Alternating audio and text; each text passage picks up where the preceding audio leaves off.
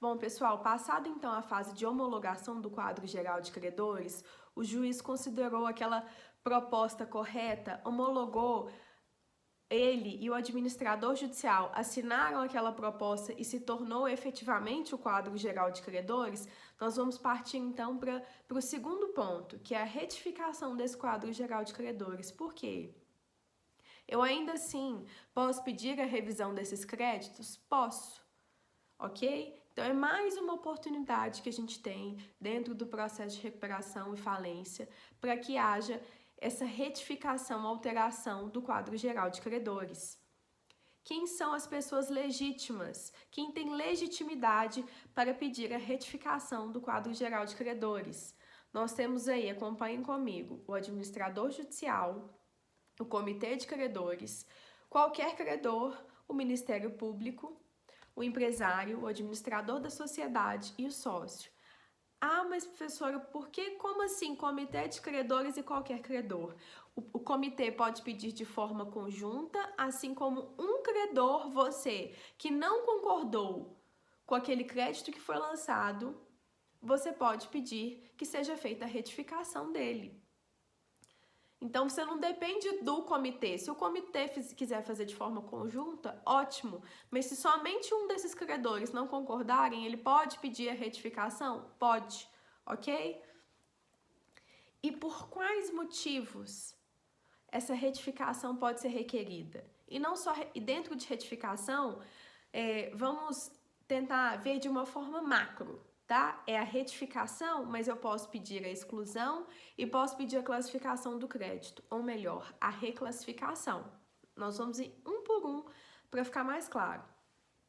Quais são os motivos que vão me levar a pedir essa retificação do quadro geral de credores? Dolo, fraude, nós temos aí simulação, falsidade, erro essencial, documentos ignorados na fase do julgamento e a não inclusão no quadro geral de credores. Então, hipótese de exclusão. Fraude, eu juntei um documento que na verdade não era um crédito. Eu fraudei aquele documento. Então eu, enquanto sócio, eu era sócia da sociedade falida, sócio da recuperanda, eu posso pedir a exclusão daquele crédito, ou seja, que seja retificado o quadro geral de credores? Posso. Seja retificado para quê? Para excluir aquele crédito. Segunda coisa, a retificação propriamente dita. O meu crédito, na verdade, era no valor de R$100.000, mas ele foi incluído no quadro geral de credores como R$80.000. Tá errado? Tá. Eu posso pedir a retificação? Posso. E a terceira coisa, outra classificação. Eu já dei para vocês o exemplo em sala dos créditos advindos da fase de recuperação judicial, quando a gente está tratando da falência. Um exemplo que eu sempre dou para vocês de forma recorrente é o exemplo do aluguel. A empresa locava a minha loja e eu deixei que ela permanecesse no momento da recuperação judicial para que ela pudesse se reerguer. Mas isso não aconteceu e a empresa faliu. Mas no momento que eu permito que ela permaneça na minha loja, eu tô o quê? Tô assumindo um risco de que ela possa falir e eu, possa amargar aquele prejuízo. E aí os créditos advindos da recuperação judicial no momento da falência, eles serão considerados como créditos extraconcursais nos termos do artigo 84 da Lei de Recuperação e Falência. Ok? Eles não fazem parte do rol do artigo 83. Então, se por acaso esse aluguel foi considerado como crédito quirografário, no momento da falência, no momento da retificação do quadro geral de credores da falência, eu vou pedir o quê? Para que ele seja reclassificado. Ok? Bom, outro motivo. Não inclusão no quadro geral de credores. Eu posso pedir exclusão? Posso, mas eu posso pedir a inclusão também. Meu crédito está ali, ninguém impugnou meu crédito, mas simplesmente esqueceram daquele crédito. E aí, eu posso, nesse momento, pedir a retificação do quadro geral de credores para que aquele crédito possa ser incluído no processo? Posso. Ok? Então, temos aí os motivos e as possibilidades. Terceira coisa, o tipo de crédito. Por que isso? Nós temos dois tipos de crédito. Os créditos reconhecidos por sentença e os créditos que não foram reconhecidos por sentença. Quais créditos não são reconhecidos por sentença? Os créditos que não foram impugnados. Se eu habilitei o meu crédito, habilitei os meus valores referente ao aluguel, então habilitei lá 250 mil referente ao aluguel e ninguém impugnou, eu juntei as planilhas, elas estão em conformidade, ficou perfeitamente compreensível para todas as partes que ele, né, se interessavam, inclusive para o administrador judicial e para o juiz. E aí, meu crédito não foi impugnado. Ele precisou ser reconhecido por sentença? Não. Então, ele é um crédito, obviamente, não reconhecido por sentença. Diferente dos créditos reconhecidos por sentença, que nós temos também algumas possibilidades, que são o quê? Aqueles créditos, por exemplo, que eu habilitei, a parte fez a impugnação e na contestação esclareci as dúvidas. Não teve parte vencida, não teve sucumbência. Eu simplesmente juntei no processo aqueles documentos que foram pedidos e o crédito ficou ali consolidado. Mas teve uma sentença reconhecendo meu crédito? Teve. Ou a segunda hipótese, eu habilitei, a parte impugnou, eu não concordei, contestei, e nós demos continuidade ali naquele processo. Alguma dessas partes vai sucumbir. No final das contas, eu tenho uma sentença? Tenho uma sentença. Então, são os créditos reconhecidos por sentença. E por que isso faz diferença, gente? Por que nós estamos falando dessa classificação nesse momento? Eu coloquei aí para vocês alguns tópicos. Quando nós temos um crédito que não foi objeto de sentença, no momento de revisar, ele vai ser o quê? Ele vai seguir um rito diferente daqueles créditos que não foram reconhecidos por sentença. Como assim revisar? Eu passei, então, pela homologação, pela retificação. Mas alguma coisa ali ainda ficou faltando. Na verdade, o meu aluguel não foi reconhecido como crédito extraconcursal. Mas, na verdade, ele permaneceu como quirografário. E aí? Tem solução ainda? Tem. Nós temos duas hipóteses. A ação rescisória para os créditos que foram reconhecidos por sentença e a ação pelo procedimento comum, que vai pedir também a rescisão desse crédito, mas vai seguir o rito do procedimento comum e não o rito da ação rescisória previsto no CPC. E aí, como é que vai funcionar? Então, vamos separar. Primeira coisa, os créditos que não foram objeto de sentença. Ação pelo rito ordinário do Código de Processo Civil.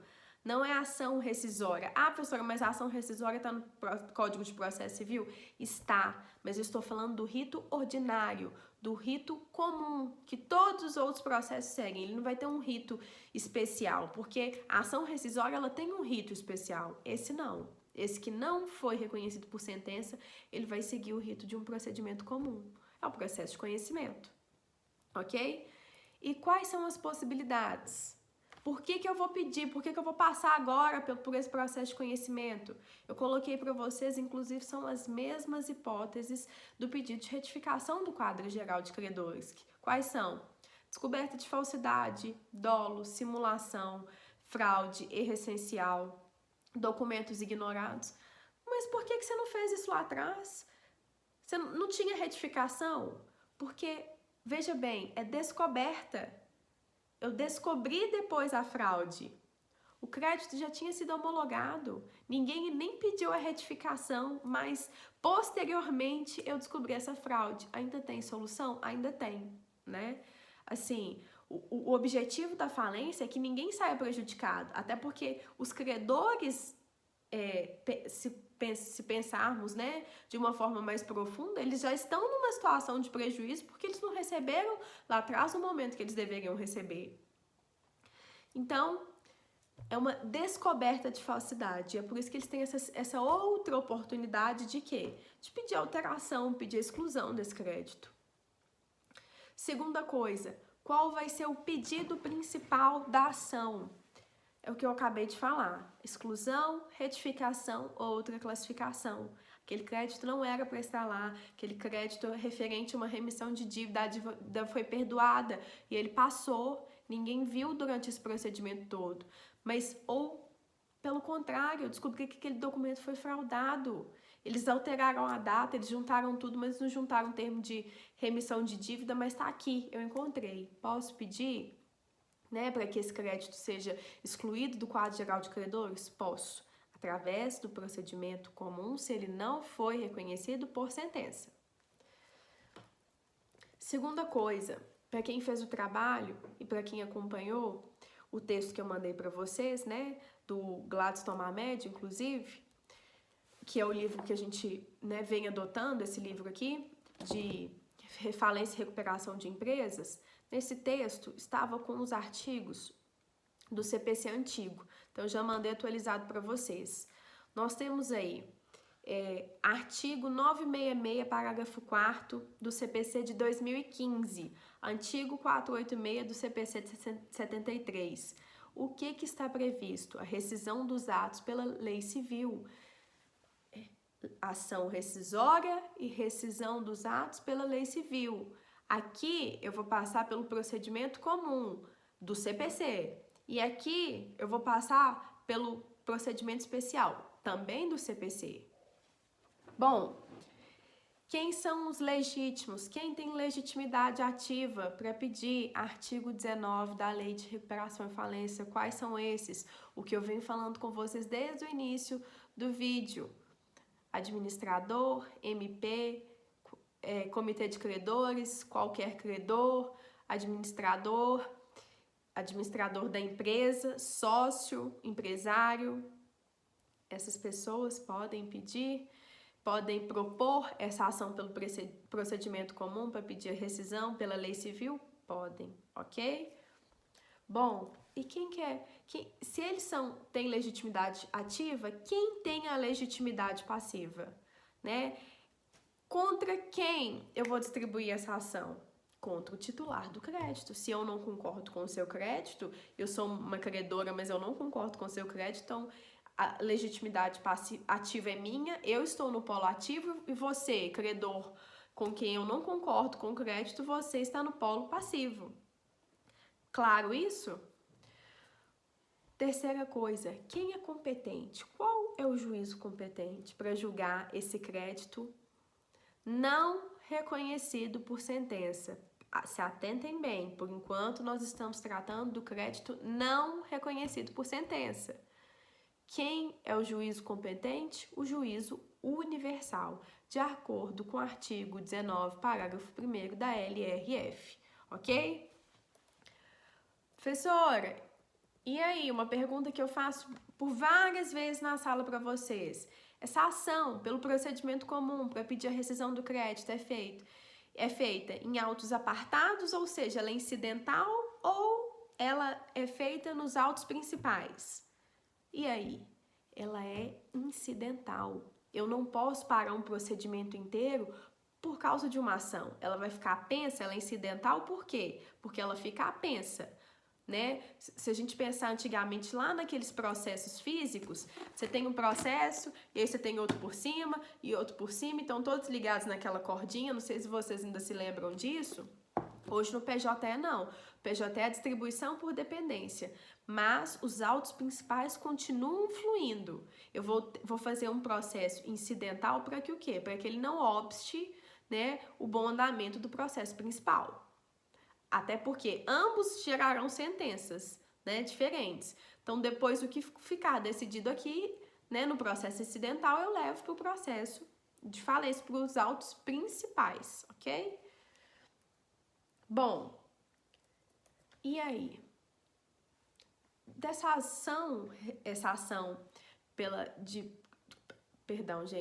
essa ação, pelo procedimento comum, pedindo a rescisão, o que eu vou ter no final das contas? No final das contas, eu tenho o quê? Uma sentença. E aí, eu tenho uma sentença e dessa sentença eu posso apelar. E a outra parte que sucumbir também pode apelar. E vai subir para onde? Esse processo sobe para o tribunal. E é mais um dos motivos pelo qual esse processo deve ocorrer de forma incidental, para que não obste, mais uma vez, o bom andamento dos autos principais. Terceira coisa aí, então, nós vamos caminhar para quê? Para o pagamento. Vamos lá. Ah, professora, nós estamos lá discutindo se o crédito é 80 mil ou se o crédito é 100 mil. E aí? Mas a ação principal está correndo. Você acabou de me falar que essa ação, esse processo comum, ele vai correr em autos apartados, ele vai correr de forma incidental. Mas e aí? Eu comecei a fazer pagamento de créditos no processo principal. O juiz já está liberando os valores. E aí esse é o momento, né, importante no processo. Por quê? Se seu crédito é 100, ou melhor, você acha que o seu crédito é 100, mas está lá reconhecido como 80, o que vai fazer? Para que você receba o seu crédito, você vai ter que fazer uma caução. Como assim? Eu vou receber os 100 mil, mas eu vou fazer uma caução. Qual tipo de caução? Ou eu vou ter que deixar o dinheiro depositado, dar o próprio, né, o valor em garantia, ou vou dar um bem em garantia. Por quê? Porque se no final das contas for reconhecido que o meu crédito é 80 mil e não é 100, aquela massa falida, ela tem que ter uma forma de recuperar aquele dinheiro de volta, né? Outra possibilidade. Eu tô falando que eu tenho 100, mas na verdade lá tá falando que eu não tenho direito a nada. Eu posso até receber? Posso, mas eu vou ter que ter uma caução. E se eu não tenho condições, eu não tenho bem nenhum a oferecer, o que vai acontecer? Esse valor, então, referente ao seu crédito, ao seu provável crédito, ao seu pretenso crédito, ele vai ser depositado em conta própria, ok? Por quê? Se ao julgamento final daquela ação incidental for reconhecido seu crédito, você simplesmente vai receber um alvará para sacar aquele valor. Senão, o valor vai voltar para o processo principal, para pagar outros credores, ok? Bom, gente, isso aí nós finalizamos, então, os créditos não reconhecidos por sentença, que não foram objeto de sentença. Mas aí nós voltamos lá, nos créditos que foram reconhecidos em sentença. E eu coloquei para vocês aí a sentença com trânsito em julgado. Créditos impugnados que tenham sido julgados pelo juiz da falência ou recuperação judicial. Aí nós já entramos em outro ponto. Então, primeiro eu tenho os créditos que não foram reconhecidos por sentença. E depois eu tenho aqui os créditos que foram reconhecidos por sentença. Mas esses créditos que foram reconhecidos por sentença, eles também se subdividem em créditos que foram reconhecidos nos autos da falência e da recuperação, ainda que em autos, né, apartados, mas de forma incidental. Os créditos que foram reconhecidos por outro juízo. Qual juízo? Nós veremos aí mais para frente. Eu tenho o juízo da justiça comum, aquele crédito que no momento da falência eu já havia a distribuição na justiça comum. Por exemplo, eu já tinha distribuído uma ação de cobrança contra a empresa, contra o falido. E aí, no meio do processo, ele realmente pediu a decretação de falência ou pediram, né, a decretação da falência dele. E aí, o que acontece? Esse processo, então, continua na justiça comum e depois, uma vez que ele for liquidado, ele vai ser o quê? Habilitado na ação principal de falência. Mas o valor, o crédito vai ser reconhecido por quem? Por outro juízo. Os créditos trabalhistas, outro juízo. Os créditos da Justiça Federal, outro juízo. Então, nós temos aí essa subdivisão. E aí? Se eu tive sentença, houve o quê? Em todas essas hipóteses, eu tive uma sentença, seja pelo juiz universal, seja pela justiça comum, seja pela justiça especializada, o TRT ou a Justiça Federal. E aí? E aí, no momento que eu tenho a sentença, a formação do quê? Da coisa julgada. Nesse momento, então, qual a forma de fazer um enfrentamento da coisa julgada? Através de ação rescisória. Então, é nesse momento que se difere do crédito que não foi reconhecido por sentença. Mais uma vez, o crédito não reconhecido por sentença é o procedimento comum, pedindo a rescisão pela lei civil. O crédito que foi reconhecido por sentença, eu vou fazer o quê? Eu vou propor uma ação rescisória, que é o procedimento especial previsto no CPC. Bom, passamos então aos créditos reconhecidos, vamos aprofundar então nesses créditos reconhecidos por sentença. Eu já discriminei para vocês, né, quais sentenças e quais juízos, juízo universal novamente, justiça comum, justiça do trabalho, justiça federal, ok? Ok. Só que nós temos aí algumas diferenciações, e é por isso que eu repito para vocês essa subdivisão. Por quê? Nos créditos reconhecidos pela justiça comum, a ação rescisória vai ser proposta aonde? Na justiça comum. Nos créditos reconhecidos na justiça especializada, a ação rescisória vai ser proposta na justiça especializada. E nos créditos reconhecidos pelo juiz universal, a ação rescisória vai ser direcionada ao juiz universal. Então, nós temos aí, acompanhando os slides, 1. Sentença proferida pelo próprio juiz universal, impugnação ou habilitação retardatária. São essas duas possibilidades, né? Porque se não houve impugnação, não é crédito reconhecido por sentença. 2. Sentença proferida pela justiça comum. Já dei o exemplo para vocês. Ação que foi distribuída antes do pedido de decretação de falência ou pedido de autofalência. 3. Sentenças proferidas pela justiça especializada, TRT ou TRF. Bom, os tipos de ação rescisória, que elas também se subdividem. Nas ações rescisórias com crédito admitido em juízo universal, ou seja, o juiz da falência, quem tem a legitimidade ativa para poder pedir essa ação rescisória, para poder propor a ação rescisória? Administradores, comitê de credor, qualquer credor, MP, empresário, administrador, societário e sócio. Ah, mas você já falou isso em algum momento do vídeo. Já. São os mesmos que podem pedir a retificação do quadro geral de credores, aqueles descritos no artigo 19 da Lei de Recuperação e Falência.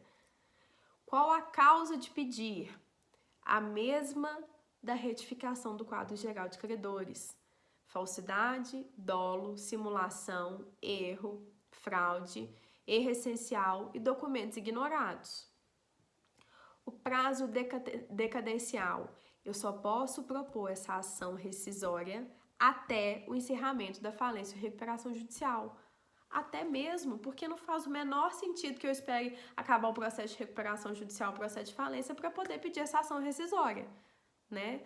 Não haveria, inclusive, crédito para poder fazer esse pagamento.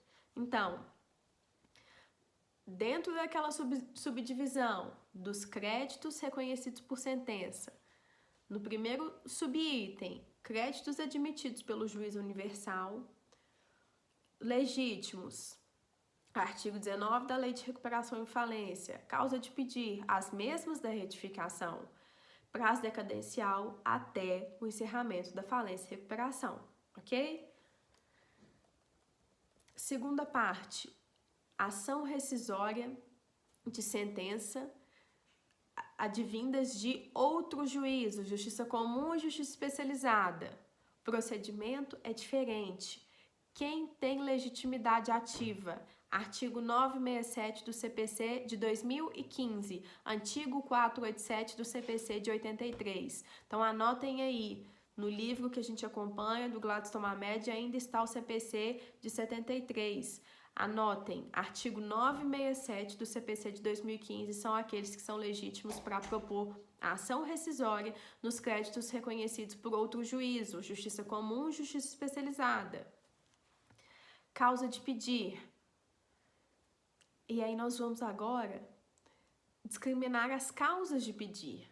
Mas onde estão essas causas de pedir? Artigo 966 do CPC, antigo artigo 485 do CPC. Então, vocês vão acompanhar comigo. Vamos lá. Primeira causa de pedir, para propor a ação rescisória. Verificar se essa ação, o principal, né, no momento lá do reconhecimento do crédito na sentença, se foi dada por prevaricação, concussão ou corrupção do juiz. Então, a primeira coisa que eu vou analisar, se houve uma dessas hipóteses, nessa sentença que reconheceu aquele crédito. Se essa sentença foi dada em casos de prevaricação, concussão ou corrupção do juiz. Segunda possibilidade, proferida por juiz impedido ou absolutamente incompetente. Aquele juízo que julgou aquele processo não era competente. O processo era de Belo Horizonte e ocorreu em Contagem. O juiz é incompetente. Posso pedir ação? Posso propor a ação rescisória? Posso. Terceiro, resultar de dolo da parte vencedora em detrimento da parte vencida ou de colusão entre as partes a fim de fraudar a lei. Lide simulada, colusão entre as partes. Outra possibilidade, dolo da parte vencedora